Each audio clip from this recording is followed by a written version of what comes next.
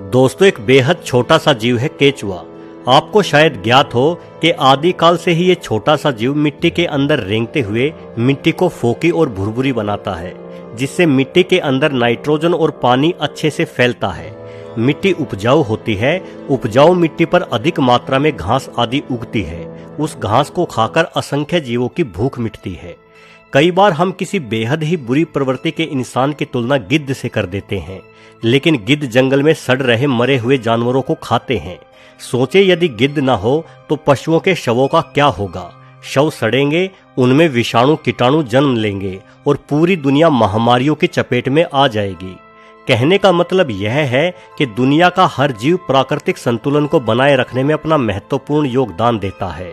अब जरा सोचे कि हम इंसानों का इस प्रकृति को बचाए रखने में भला क्या योगदान है। जब हम इंसानों ने एक दूसरे के साथ लड़ना शुरू किया तो अपनी लड़ाई में हमने घोड़ों और हाथियों को भी शामिल कर लिया। भला हमारी आपसी दुश्मनी में उन मासूम जीवों का क्या कसूर था। सोना चांदी इंसान लूटता था, लेकिन युद्ध में मारे जाने वाले उन घोड़े हाथियों को सोने चांदी से भला क्या लेना देना था। आज हम गाय को माता कहते हैं और गाय के दूध को अमृत बतलाते हैं।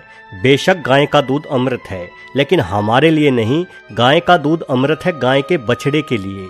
आप गाय को माता कह सकते हैं, लेकिन क्या गाय भी आपको अपना बेटा मान सकती है, जबकि आप उसे खूंटे से बांध कर रखते हैं और जो दूध उसके बेटे यानी बछड़े के लिए था उसे खुद पी जाते हैं।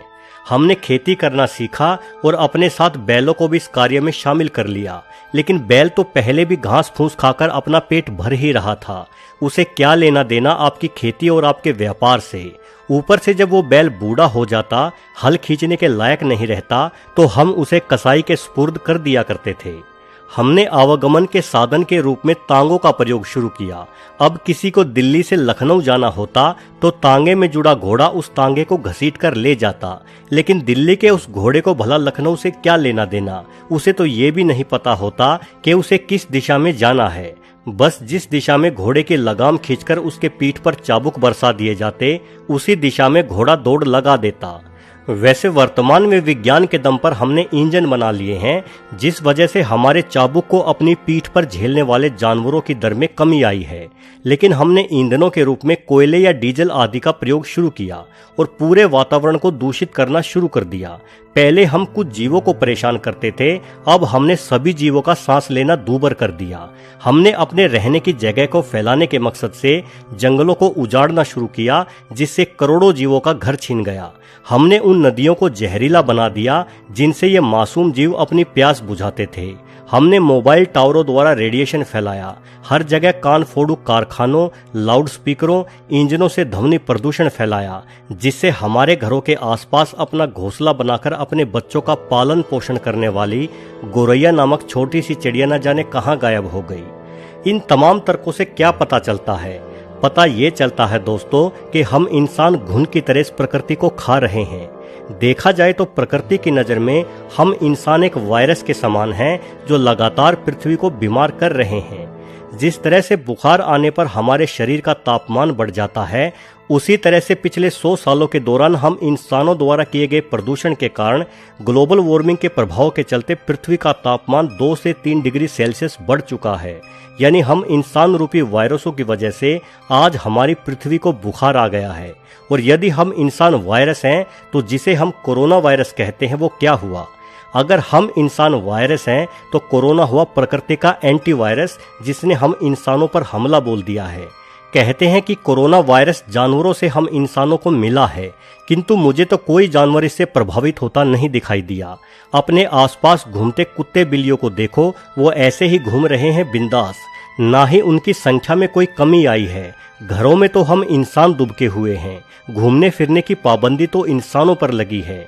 दोस्तों, दुनिया के हर जीव की संख्या या तो नियंत्रण में है या फिर कम हो रही है। वो तमाम जीव खुद ही एक दूसरे को खाकर अपनी संख्या नियंत्रित किए हुए हैं, लेकिन इंसान की संख्या भला कैसे नियंत्रित हो? भले ही हम इंसान बाकी सभी जीवों पर राज करते हों, उन्हें अपने तरीके से इस्तेमाल में लाते हों, लेकिन हम भूल जाते हैं कि प्रकृति हमेशा अपना संतुलन बनाए रखती है। और शायद प्रकृति ने हम इंसानों को वायरस मानकर अपना एंटीवायरस स्कैन शुरू कर दिया है। इसलिए बेहतर होगा कि प्रकृति के एंटीवायरस से आप छुप कर रहें। हम सबके घरों में दुबकने के कारण ही प्रकृति में कई आश्चर्यजनक सुधार होने शुरू हो गए हैं। अभी कुछ ही दिन बीते हैं लॉकडाउन हुए, लेकिन दुनिया भर में प्रदूषण और ग्रीन हाउस गैसों के प्रभाव में जबरदस्त कमी देखने को मिली है। बीबीसी की रिपोर्ट के अनुसार इटली में प्रदूषण 60% कम हो चुका है। ऐसा पिछले कई दशकों में पहली बार हुआ है। न्यूयॉर्क शहर की हवा ग्रीनलैंड जितनी ही साफ हो गई है। भारत के सभी प्रदूषित शहरों की हवा भी अब उतनी ही साफ है जितनी पहाड़ों की हवा होती है। कारण सिर्फ एक है कि हम इंसान अपने घरों में बैठे हैं। आप रात को आसमान की तरफ देखना, आप महसूस करेंगे कि तारे पहले की तुलना में ज्यादा चमकदार और संख्या में अधिक दिखाई पड़ रहे हैं। दिन के समय आप अपनी छत पर खड़े होकर देखोगे तो पाओगे कि अब आप पहले की तुलना में ज्यादा दूर तक देख पा रहे हैं। इन सब का कारण प्रदूषण कम होना ही है और आने वाले दिनों में हवा और भी ज्यादा साफ होगी। आपको तारे और भी ज्यादा बेहतर दिखाई देंगे। तब तक शायद खुद को साफ पाकर प्रकृति अपने एंटीवायरस प्रोग्राम को भी विराम दे दे। दोस्तों, कोरोना कहां से फैला, क्यों फैला और कब फैला, इन सब सवालों को आप अपने दिमाग से निकाल दें। आप सिर्फ ये मानकर चले कि ये प्रकृति का ही एक तरीका है, एक इलाज है उन जख्मों को भरने का जो जख्म प्रकृति को इंसानों ने दिए हैं। इसलिए आप लॉकडाउन का पालन करें, अनावश्यक घर से बाहर ना निकले और जहां है वहीं रहें। कुछ दिन ठहर जाओ, ये कोरोना खुद ही समाप्त हो जाएगा। इतिहास में अनेकों बार घातक महामारियां फैली हैं, कोरोना से भी बहुत बड़ी महामारियां।